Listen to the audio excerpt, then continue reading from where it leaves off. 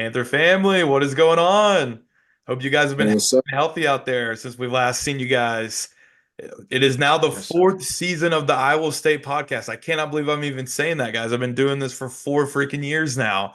But it is so exciting. It's a new season. It's so many new things within Georgia State. We got a new football season right around the corner with a new head coach, and I got two studs with me tonight with Henry Bryant and Gavin Pringle from the defensive side of the football. These guys are preseason All Sun Belt accolades and all that good stuff. So I'm excited to talk to these two young men right here.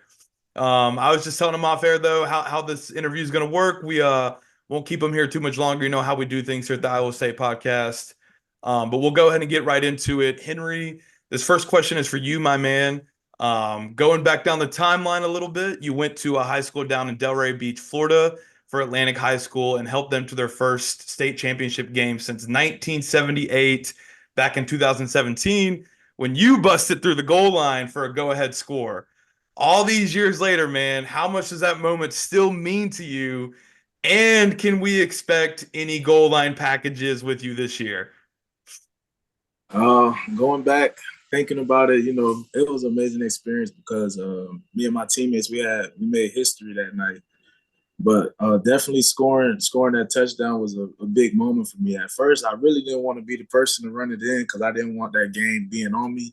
But then I also thought about it like who else, would they want to do it. So but yeah, that was definitely a big moment for me, big highlight of high school for me, especially going to states. I wish we would have won when we went to states. That would have made it even better. But yeah, that was a big moment, and making history. And as far as goal line packages, nah, we don't have anything put in, but I definitely got to talk to Coach McGee about that. See what he say. Hey, I'll put a word in, man. I'll see what I can do. I'll see what I can do. I love Please. it, man. I love it. I love it. So cool. Now over to you, Gavin. Same thing, man. Back down the timeline a little bit. You went to high school up in Baltimore, Maryland, at the famous Mount St. Joe. Have a ton of prestigious alumni in the athletic department coming from that school. So what was it like playing at a school where sports were played at such a high level, and did that ever add any extra pressure on you because of that? Uh, well, first off, it was always great competition every day at practice. That's really where like I set the standard for myself and I really learned how to compete against, guys that were better than me or just as good as me. And then I was also a two-sport athlete, so I played football and also played basketball. So whether it was on the football field or on the basketball court, I was always competing, always just trying to be the best version of myself. But pressure-wise, I don't think it was much pressure. We set a standard and every day we just work to achieve those goals so we could reach that standard. And over time, you just keep working and you keep working hard just to win. That was our main goal every day in practice. Just keep working, and then the results showed every year. So I can't complain. Love it, man. So yeah, no, you saying in practice, you guys, had so many skilled players on your team. Was that kind of the iron sharpens iron kind of mentality? Was that where you were like, all right, man, I got a future in football. Like I can do this, man. Yeah, I would probably say I really realized that around like my sophomore year. We had played Good Counsel. They part of the WCAC. So that's like a league in like DC. So we had played them and I was starting at nickel at the time. And I went out there and I made a big play against a kid. He was a running back. He was going to Minnesota. So I made that big play. And then that's when I really realized like, I could do this. Like I can do this. I love it, man. I love it. Yeah. I love it. All right, cool, Henry. Back up to you, my man. So moving down the timeline a little bit, you went up north for your first stop in college in Louisville, Kentucky. What are some main things you feel like you gained from this experience, and are there any aspects of your game you currently use that you learned while you were up there? Uh, well, that was my first time, being away from home, being that far from home too. Being in Kentucky, it was definitely different for me. The city is very different from South Florida. But it was an amazing experience. I got to meet a lot of nice people, great people. Made some of my best friends in life. Met a lot of people that I'm still close with till this day. Um, and some of the things that I use now, I had a great coach too, Coach Ivy. great D-line coach. He taught me a lot of things. Uh, you know, a big thing that I did learn though being there was patience. You know, being patient, waiting on my turn, and because leaving high school, I'm thinking I'm the big man. You know, I'm thinking I'm going to come there and just start and you know do what I need to do. But I had to wait my turn and just be patient. But yeah, that was one of the things I did learn being there. I love it, man. Especially after you scoring that touchdown, man. You're like, I'm big man on campus. That's going to continue wherever I go. All right. I like it, man. I like it.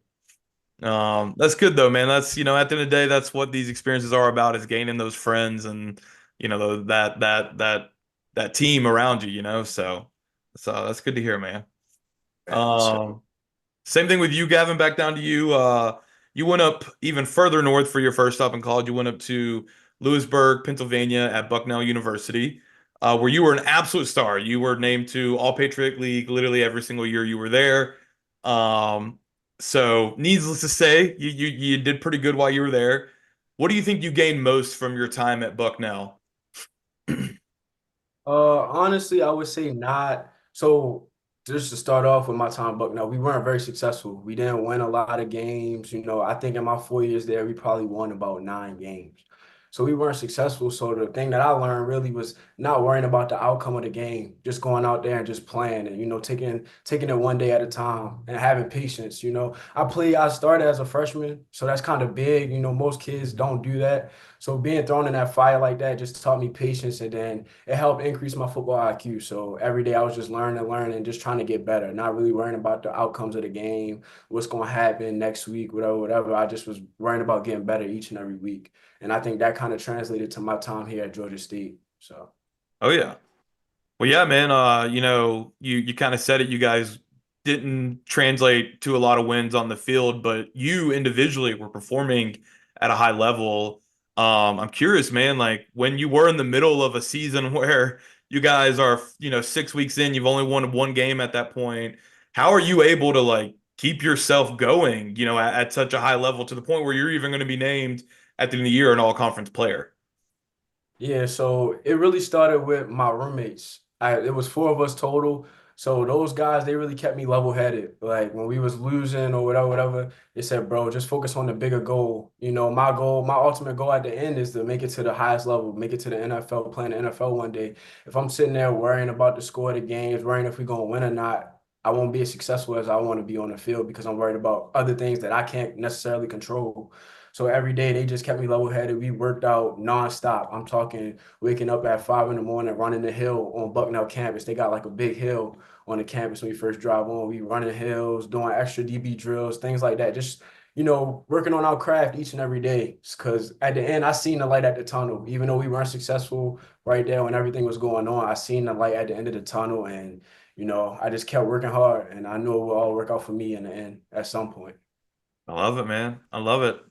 No, Yeah. that's the mentality you got to have, man. Because absolutely no disrespect to any of your teammates at Bucknell, but not every single one of them was gonna end up playing at the D1 level and being named to All Sun Belt Conference and a chance at the NFL and all that. So, that shows that not only did you have the talent, but you also had the mentality to get through those tough times. So that's awesome to hear, man.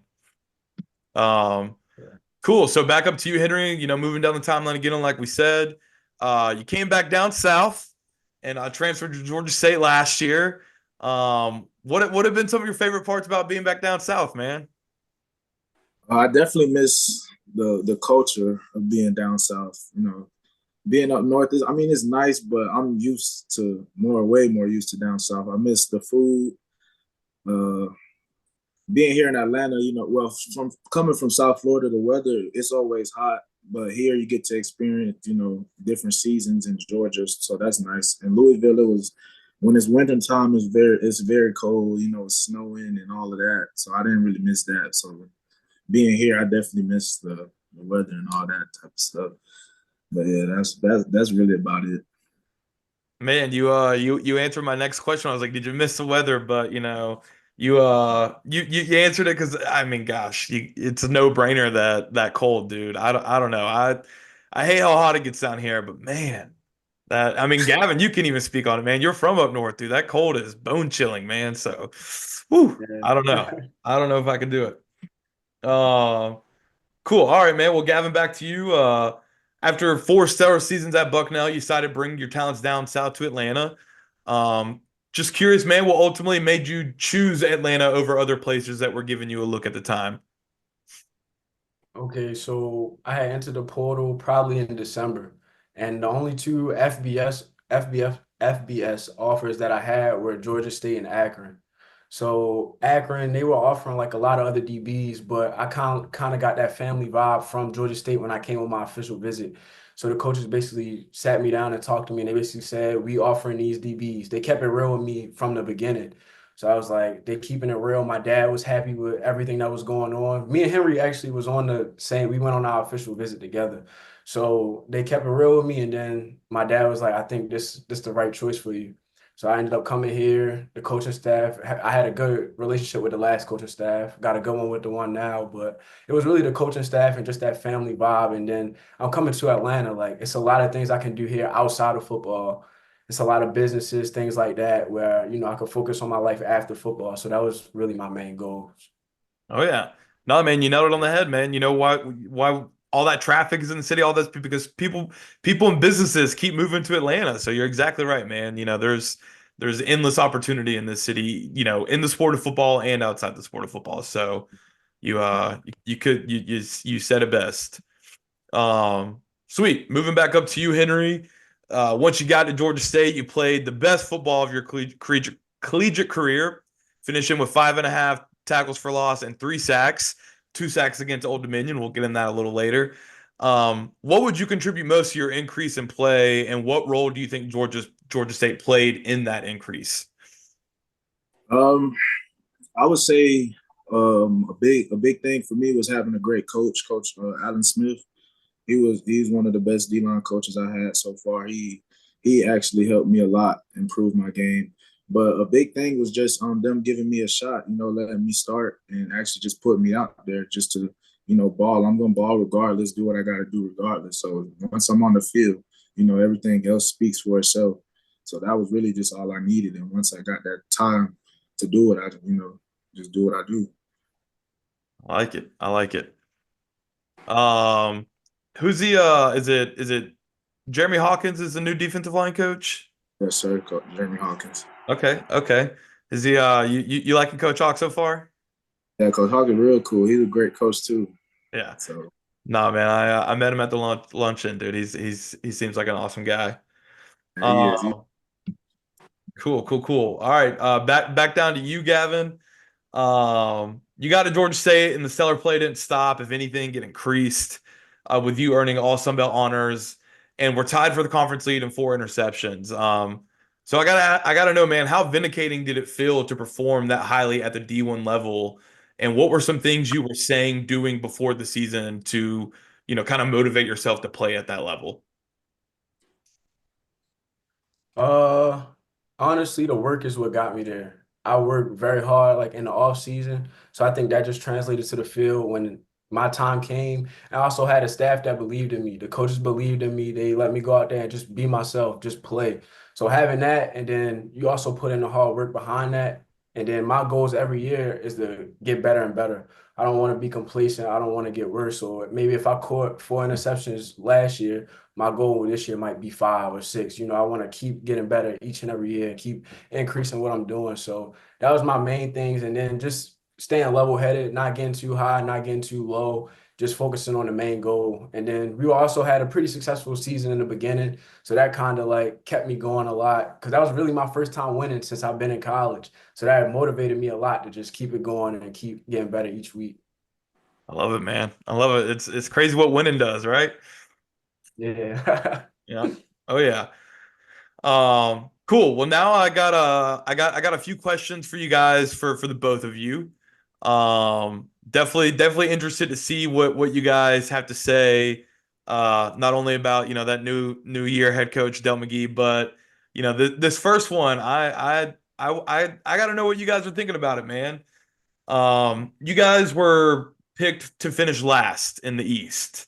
by the media this preseason. Most outlets don't have us winning more than 3 games. How does hearing this like make you guys feel as a team? And what do you guys are saying to yourselves like what must be done to make sure that that doesn't happen? Well, I feel like we already have goals set for ourselves, regardless of like what outside people think or what anybody else have to say. We already have goals set for ourselves, but that really just adds fuel to the fire. So that's just gonna make us more, just ball out more, just proving wrong more, just make us more hungry than we already are. Yeah, for me, I'm used to being put last. Every year at Bucknell, we was picked last in the conference, things like that. So I'm used to it. Even last year at Georgia State, I don't think people really expected us to win as much as we did. So I really don't get too caught up on what, outsiders think. We got a new staff, so people like, oh, they're not going to do this, they're not going to do that. We got a lot of new players, but everything's coming together how it's supposed to. So I think people just have to wait and see when the time comes. But that doubt, it definitely fuels the fire. So. Oh yeah. Oh yeah. No, I mean, what is it? The famous saying, bulletin board material, man. It's Yeah. I'm sure that's posted up everywhere that you guys, pick to finish last, and everybody picking us not to win 3 games or whatnot. The exact same thing was said last year. What did we do? Win 7 games in a bowl game. Like, it's just, hey man, like you said, Gavin, it's Georgia State. We're used to being picked last, so I like it, man. I like it. Awesome. Well, I will get you guys out of here on this question. You had to know I wasn't gonna let you get away with at least saying something about this new head coach. But needless to say, guys, the Panther family and even people outside of the Panther family are very excited about Del McGee. Now, some of the media may not be picking us to win a lot of games, but they're even just as excited about Del McGee, right? So it's very clear there's a lot of big differences. Some differences that aren't necessarily, saying that it was bad before, but just different, right? Like that's what a whole new, regime is going to do, right? So just curious, what are some of the things that have been different so far with him that you guys have found yourself enjoying the most, whether that is related to football or maybe not related to football? Like I know Coach Elliott would always do the Stone Mountain run, right? Like that is related to football in the sense that you guys are exercising together, but it's not, football activity where you got pads on and a ball in your hand and whatnot. So what have been some of the things that you guys have enjoyed the most about this new staff? A big difference I would say would be a lot of team bonding. Bonding with the coaches, the players, like bonding more together. Um, Coach McGee is big on like us knowing each other, like knowing each other's why, and he wants us to like be able to know why each other, like why we do what we do, so we could encourage each other instead of not break each other down, but we can encourage each other, like, not like when someone is giving up, but if someone isn't going as hard or if someone isn't, just to like remind them, like, your why is this, you need to, step it up, pick it up, or something like that. He's big on all of us team bonding. And he's also big on, life after ball. Like, there's always going to be a time where you have to hang a helmet up one day. And he's big on making sure, we're good on we're good after football is over with. So that's a big difference, I would say. I love it. Yeah, so just to piggyback off that, a lot of things are different now. So even with like NIL, he's trying to build our NIL collective, having the things like the luncheons that you were at, different events like that, and then also community service. Last year, I feel like we didn't have a lot of community service opportunities as a team. Coach McGee wants us involved in the community. So we're doing a bunch of different things. One thing that comes to mind to me is when he had a certain amount of players going to help this elementary school move. I forget the name of the school, but he helped one school move they were like moving their school to a new school. So they had helped moved all their like tables and things like that, the books and all things like that. And then even football wise, the way we practice, we trying to build depth. So on we do two spots. So one side of the field, you got like ones and twos, and the other side, you got two, threes and fours, and we all running the same plays and things like that. So everybody knows the playbook and everybody knows what's going on, and that's how you build depth as a team. And then also, like Henry said, knowing each other's why. Like if I know why Henry is playing football and why he wants to be successful, that's going to make me go harder in order to help him achieve his goals. So I think that's a really important thing that we've incorporated with the new staff. Oh yeah, man. I love it. No, it's you guys are a family at the end of the day, and like you said, learning each other's whys. I mean I personally think that's beautiful, man. That's outside of football, that's what life is about, So that's awesome. I know I said I was gonna let you guys go, but real quick, what are your guys' whys? Why are you guys doing this? My biggest thing is faith, family, and friends. I want to, like everybody who supported me, I would love to be able to give back and make them proud. And I also say my wise too. I don't want to make it doesn't. I don't want to make it sound selfish saying this for myself, but you know, playing the sport of football, you can't really, play for someone else. You gotta do it for yourself. You gotta honestly be happy and love this sport yourself to be successful. But mainly, yeah, my parents and family and friends did a lot for me. Just even supporting me coming to games, that always makes me happy, and I just love seeing a smile on their face. So I do it for them and I do it for myself as well. And also, the coaches always say your why changes. It could change at any point in time, and also I do feel like it changes over time. And I could say like I do it for my teammates as well and these coaches. We all put in so much hard work to reach one goal at the end of the year. So I also do it for them too. I love it. I love it. My why is definitely my family. They say it takes a village to raise a child, so I could never repay my family for, all the time and money they've invested in me. So every day when I'm tired or when I don't feel like doing something, I just think about my family and how hard they work to help me get in this position. So that's really what keeps me going. So my family is definitely my why. I love it. I love it. All right, guys. Well, I will let you go on that. Best of luck this season, and I'll definitely be seeing you guys down the road for sure. Yes, Sure. sir. All right. Thank you for Thank you, having me. guys. Thank you for having us. Thank you. Of course, man.